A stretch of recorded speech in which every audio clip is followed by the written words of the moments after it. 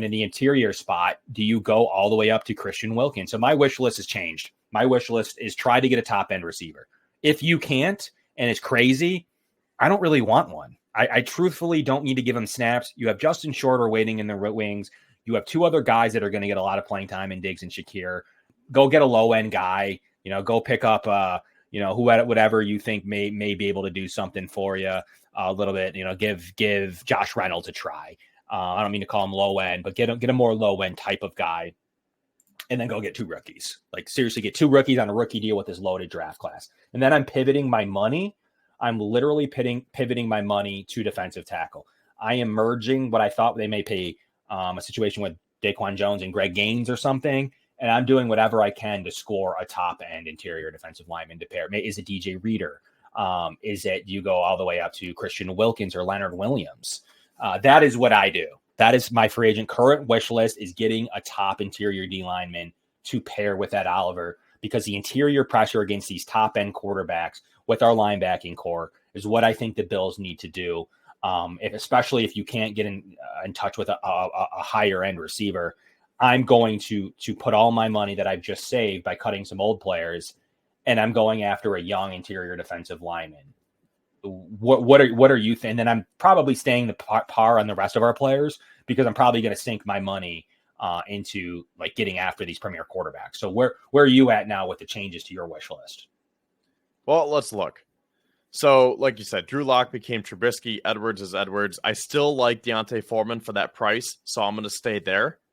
Wide receiver, though, you said Tyler Boyd. I had Noah Brown. We had similar price ranges. I'm going to go a few $1 million above and say I'm willing to spend, 10 to 12 million on Hollywood Brown. I don't know if he's going to cost that much, but I'm just saying if you have to go above that $7 million that we set, then I'm okay with that now.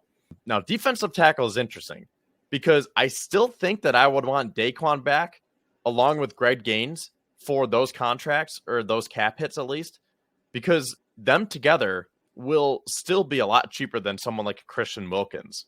And I know Wilkins is great, but I'm thinking that Bean's going to want to draft a defensive tackle. And I think you can get the same amount of production between Jones and Gaines that you can with Wilkins for about $10 million less. So, I mean, like, to our conversation earlier, like, I agree. I think that is pretty juicy now, thinking about the money that we could spend and try to allocate our sources that way. But I think I'm still going to stay with Greg Gaines and Daquan Jones. But again, I would not be shocked or even upset if he wanted to go get like a DJ Reader or Christian Wilkins, Leonard Williams. We already talked about Gross Matos. I will stay there for now, but like if they can get Jadeveon Clowney, Jonathan Greenard, one of those guys in that $7 to $10 million range, then okay, do it. I definitely want AJ Epinesa back, as I've already said. Troy Reader, I think he's a solid third or fourth linebacker that you can pair behind Terrell Bernard and Matt Milano. You can pair him with Dorian Williams because I think he has an inside-outside versatility that him and Williams would play off of each other very well. And he's a former Ram, so he has a lot of familiarity with some of these players on the Bills defense. And then safety, I mean, I don't know, because Jeremy Chin, I've seen his market value go anywhere from 6 to 16 million. So maybe that's like a perfect example where Jeremy Chin is going to be more expensive than maybe Bean was thinking. And now you can put that money there and you don't have to feel as bad about giving him an AAV of $10 million per year. I think Quandre Diggs is interesting too. There are a couple other guys that were on that list where I was like, okay, maybe the Bills can sink a little bit more money into this now where we don't have to feel as bad. But I'm thinking that I would probably go above that $3 million cap hit now that we had given to Darnell Savage. And let's just say it's, 8 to 10 for Jeremy Chin. Okay. The thing about Chin is, like, I think his natural player position would have been somewhere where Rapp would be. So I think they may be looking more at like a free safety style of position. It's not to say they couldn't player match like that. I just think like a Savage would make a little bit more sense, or another player, especially now with the Rapp being back and getting a decent sized deal, that I think they may go more of the traditional free safety look, and a Xavier McKinney style. The Savage, even a Jordan Whitehead really makes sense.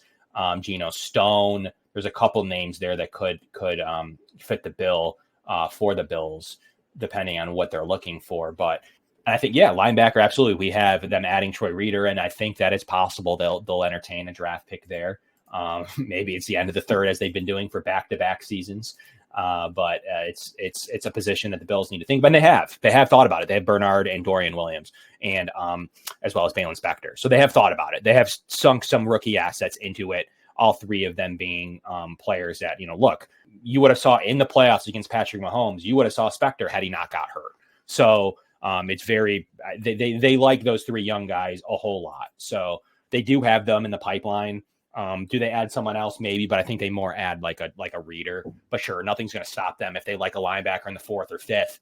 Of course, they're going to add them to continue that depth, especially if they lose Dodson. So it's a fair thing, but I think they're going to more replace that with a linebacker style there. But look, Kevin, we need to add money somewhere. For me, it's defensive tackle. I think for you, you're thinking receiver, I guess.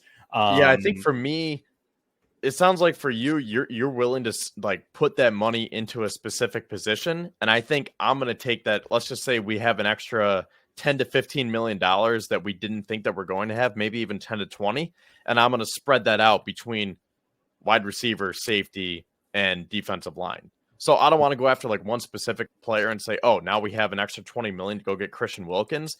It's just a simple matter of, okay, maybe we can get an upgrade over Noah Brown and get Hollywood Brown. And maybe now we can get Jeremy Chin instead of Darnell Savage. And maybe now we can get Yatur Gross Matos at a better rate than what we had originally planned on. Something like that. So I think I'm just trying to spread it out a little bit more rather than going after one specific position.